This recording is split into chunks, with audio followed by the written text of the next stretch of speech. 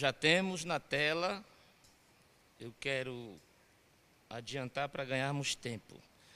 Diz assim a palavra do nosso Jesus: e levando ele às costas a sua cruz, saiu para o lugar chamado Calvário, que em hebraico se chama Gólgota, onde o crucificaram, com ele outros dois, um de cada lado, e Jesus no meio.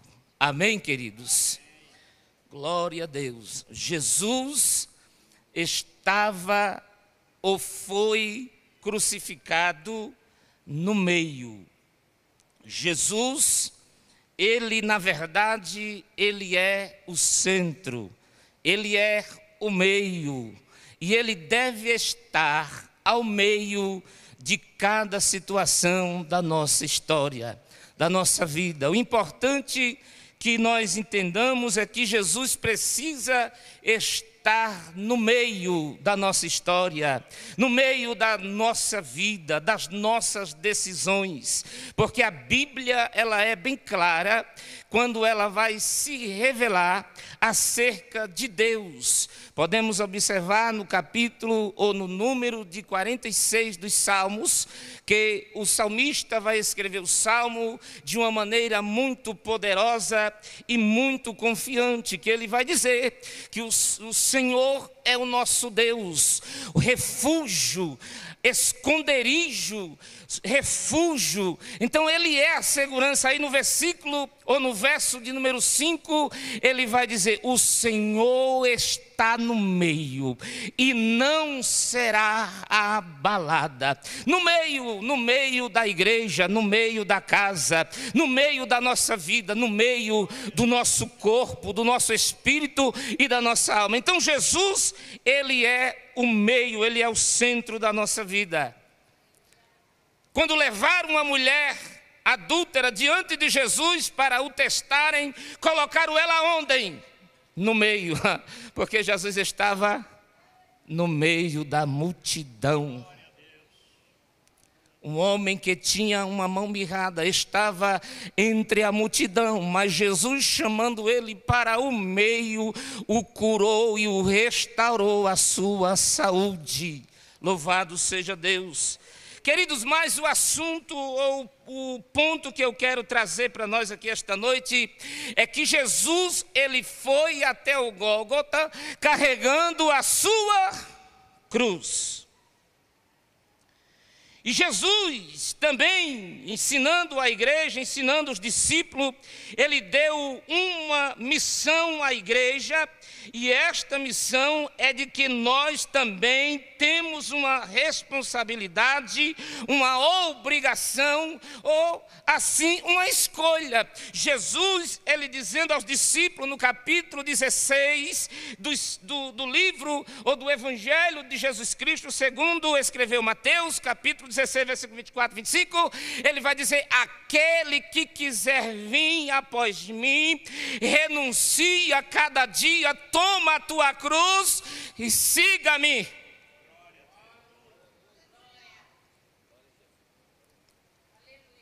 Seguir a Jesus, servir a Jesus, é renunciar, aleluia, cada dia e tomar a cruz.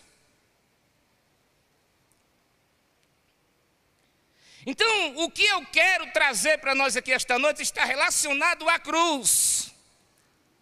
A cruz de Jesus, que ele pegou, ele levou a cruz sobre os seus ombros para nela mesma ser crucificado, não por razão própria, mas por uma razão minha e tua, nossa. Ele foi crucificado por nós, ele foi, aleluia, morto e morte de cruz por nós, e é por isto que nós estamos aqui nesta casa de oração, para o adorar e exaltar o seu nome. Como o nosso querido companheiro, irmão Wagner, aqui já trouxe uma palavra poderosa acerca dos acontecimentos, acerca das opressões vividas por cada um de nós, as lutas, as coisas que vêm acontecendo, e muitos de nós nos encontramos desmotivados, desanimados, sem ânimo para buscar, sem ânimo para vir à casa de Deus, sem ânimo de fazer qualquer coisa relacionado a Deus. Está tudo dentro do pacote. Nós estamos, meus irmãos, aleluia, diante dos acontecimentos em que Jesus mesmo avisou para a igreja. Ele disse: quando vocês virem desses movimentos acontecerem, sabei que já está próximo do fim. Guerra, rumores de guerra, terremoto em vários lugares. Irmãos, o que está acontecendo? E a gente vem para o culto esperando um milagre ou esperando um acontecimento extraordinário que parta do pastor, do pregador, do cantor, que seja. Não, nós estamos aqui numa condição só, esperança esta, que Jesus raie o mais rápido possível e arrebate a sua noiva, porque o anticristo já está às portas. Então a cruz de Jesus, ele levou. Mas ele disse: quem quiser vir após mim, tem que trazer a sua. Porque há um movimento novo por aí de pregação de evangelho, que está dizendo que a gente não precisa levar coisa nenhuma. Que está dizendo que a gente não precisa fazer sacrifício, coisa nenhuma. Ué, então o que Jesus diz? Não tem validade para os dias de hoje? Quando Jesus fala da cruz, o presbítero Wagner falou aqui que Jesus ficou triste com a notícia que ouviu dos discípulos. E eu acho interessante que em um outro texto, em um outro evangelho, de um outro escritor, vai dizer que Jesus diz assim: olhe, eu vos dei esse poder, eu vos dei esta autoridade. Contudo, foi o que o Wagner disse aqui, é mais importante uma alma salva, transformada, lapidada, aleluia, experimentada pelo Calvário, do que esses milagres que vocês fizeram. Alegrai-vos antes, não pelo milagre, não pelo morto que você ressuscitou, mas alegrai-vos antes, porque o vosso nome está onde? Escrito no livro. Alegrai-vos antes, pelo vosso nome está escrito no livro da vida. Cruz não é um objeto de estimação, ou até mesmo um amuleto de uma fé religiosa, como alguns por aí a têm, mas a cruz é um símbolo de renúncia, é um símbolo de humilhação, é um símbolo de alguém que está dizendo assim: a vida que eu tenho, eu rejeito e vou agora em busca de uma vida que só Jesus pode me dar.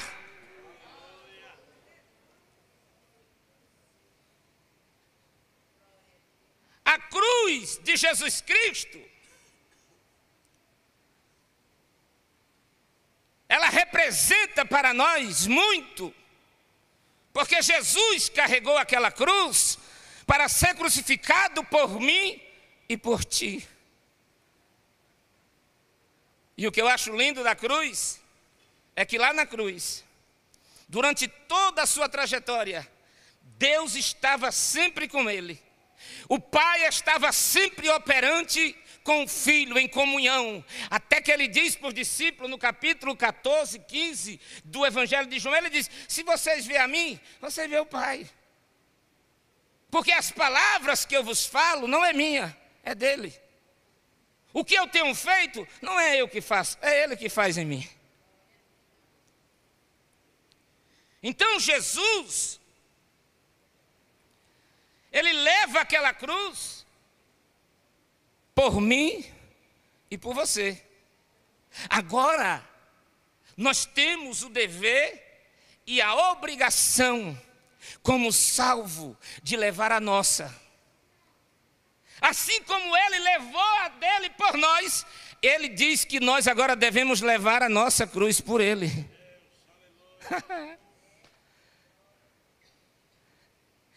E o que é que Jesus quer nos ensinar nessa noite?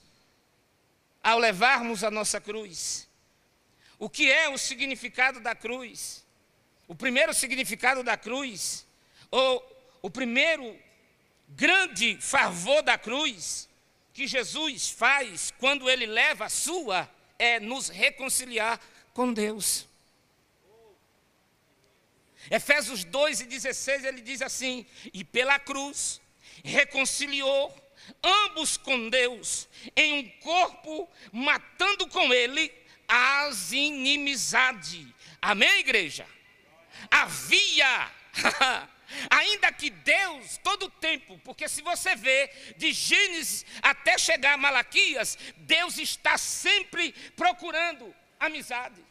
Deus está sempre querendo se relacionar, mas o homem não quer relacionamento com Deus. Mas Deus não desiste do homem. Veja que no capítulo 59 de Isaías, o profeta vai abrir a boca e vai dizer: porque a mão do Senhor não está encolhida para que não possa salvar, e nem muito menos o seu ouvido agravado para que não possa ouvir. Mas o versículo 2 ele diz: mas existe uma barreira, uma parede que vos separa de vós e o vosso Deus, que se chama iniquidade, que se chama pecado. Mas quando eu olho para Romanos 3:23, porque todos pecaram e destituídos estão da glória de Deus. Mas vem Paulo e escreve: mas nos reconciliou pela cruz, aleluia, ambos com Deus,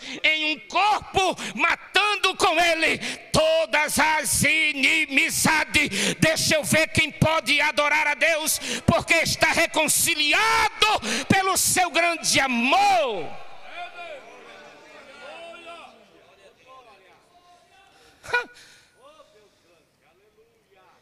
Então a cruz nos reconcilia com Deus.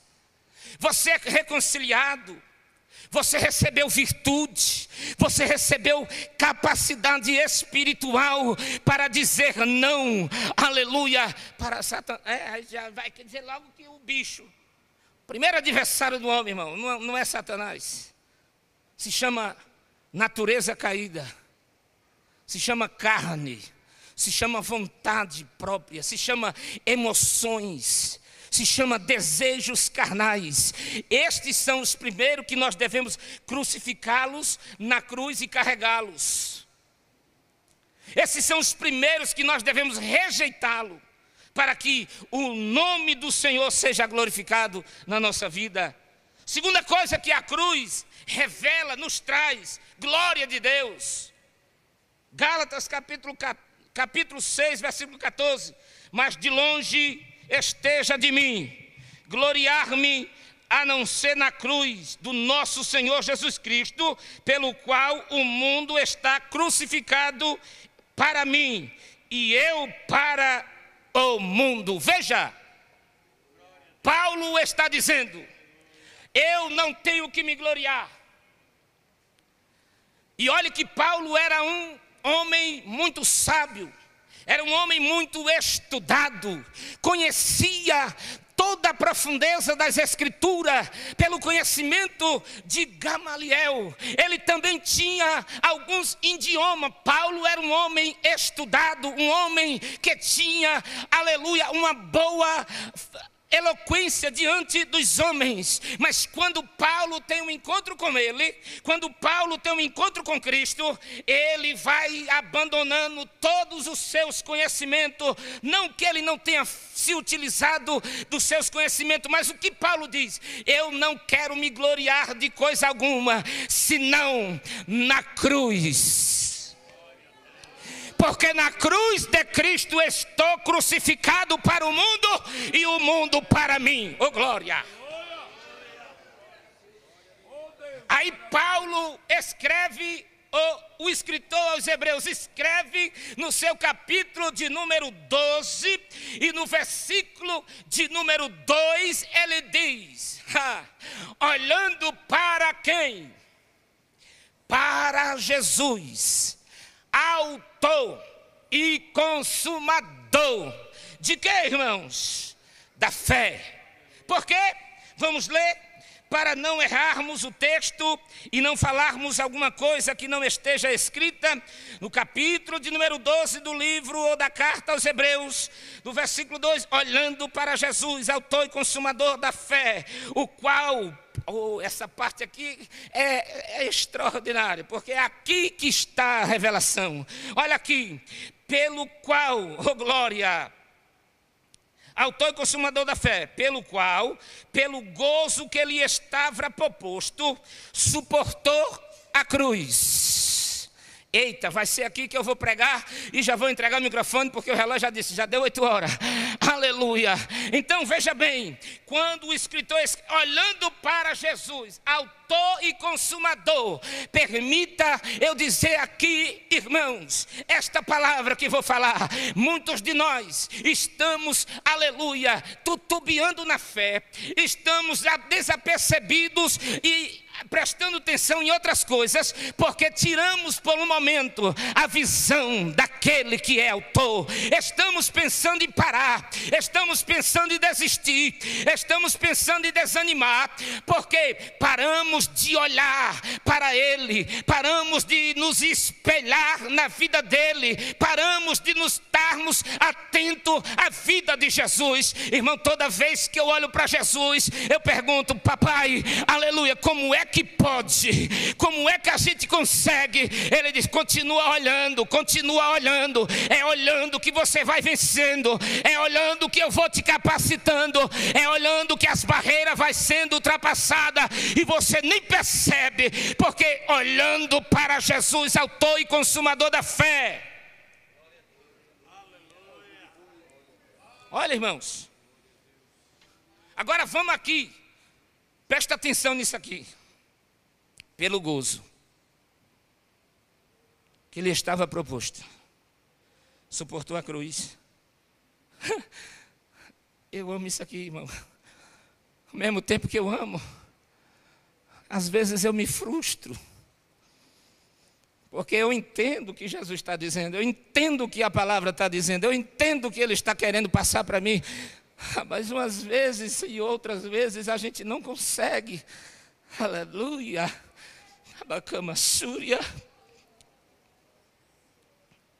A gente não consegue fazer a aplicação do texto. A gente não consegue absorver aquilo que a palavra produz ou ela quer produzir na gente. Entende isso aqui? Olha o que diz o texto.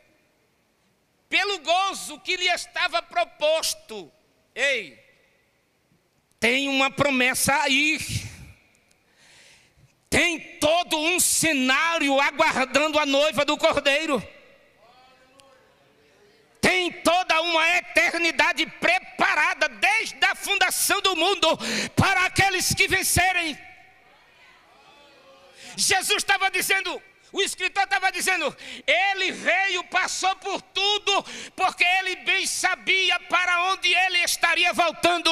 Ele disse, eu vou para o Pai. João 14, não turbe o vosso coração. Crerdes em Deus e crerdes também em mim. Na casa de papai tem muitas moradas. E eu vou preparar-vos lugar. E se eu for, virei outra vez. E vos levarei para mim mesmo, para que aonde eu estiver, estejais vós comigo.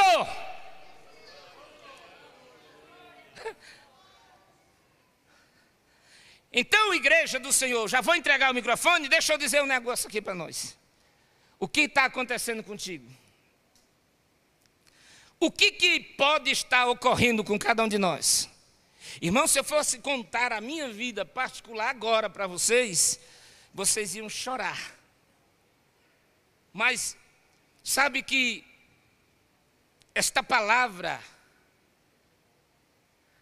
que o Wagner trouxe aqui, eu já recebi a minha parte. E esta palavra que eu estou pregando faz parte também da minha vida, da minha história. É que nós temos uma promessa. Nós temos, igreja, uma promessa. Nós temos uma recompensa do céu. O céu não é um conto de fada, não. O inferno não é uma história de carochinha, não. Aleluia, Jesus Cristo, Ele vive. Aleluia, e como disse Jó, eu sei que o meu Redentor vive. E que por fim, que por alguns momentos, por mais alguns instantes, Ele se levantará e voltará e arrebatará a sua noiva. Quantos podem glorificar a Ele por isto?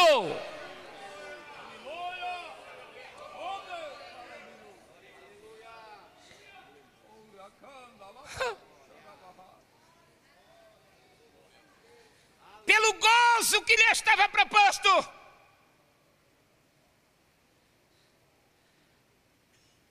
Suportou a afronta. A gente é ruim de suportar as afrontas. A gente é difícil de deixar a verdade de Cristo produzir em nós a sua virtude, o seu caráter, o seu amor, a sua mansidão, a sua temperância. Oh, irmãos, a gente já quer logo tirar satisfação. A gente já quer logo se explicando. A gente já quer logo dizendo: tu pensa que eu sou quem? Tu pensa que eu sou o quê? Eu sou filho de papai. E o que você está dizendo? Não é filho também não? Aleluia, é todos filhos, igreja. É todos do mesmo pai. E por esta razão nós temos, irmãos, que tomar a cruz e suportar. Suportar.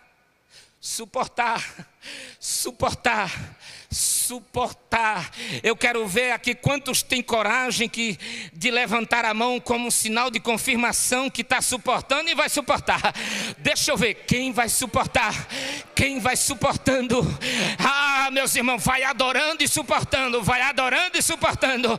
Porque é quando nós vamos vendo que a mão de Deus vai operando, é quando alguém está nos afrontando e a gente está dizendo: não é comigo. Aleluia, ele está afrontando o outro, não é eu. Não dói não, irmão. Quando a gente entende isso, quando a gente toma a pessoa do Espírito e a gente quer viver a vida do Espírito, irmãos, bate e volta, bate e volta, bate e volta. Por quê? Porque nós estamos blindados pela graça, pelo amor, pela compaixão de Deus, que quando alguém nos constrange, a gente diz assim, como Jesus e como o próprio diácono, aleluia, que foi apedrejado: Pai, perdoa, porque não sabe o que faz. Perdoa, porque não sabe o que faz. Meu irmão, nesta noite eu quero vos deixar esta palavra: suportando a afronta, porque temos um gozo.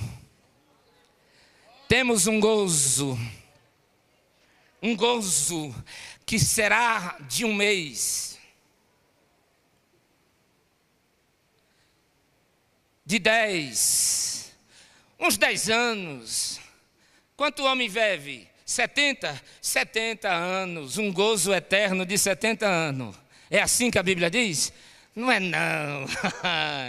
70 anos aqui, irmão, é fichinha. Porque a eternidade já está dizendo, é eterno. Não acaba nunca, irmão. Vai ser para sempre. Você, eu, nós, tudo junto com Jesus, adorando, exaltando, bendizendo o nome dele, que é digno de honra, digno de glória e de adoração. Então, nesta noite, você precisa tomar a sua cruz. Nega esta vontade carnal que te aprisiona. Nega esta vontade, aleluia, de não querer mais a Deus. Nega esta vontade, não negue a vida não. Esta vida é passageira. Negue a tua própria vida, porque o texto de Mateus vai dizer, aleluia, 17, 24, 25, 26, em seguida vai dizer: o que adianta o homem ganhar a vida inteira, o mundo inteiro, e perder a sua alma?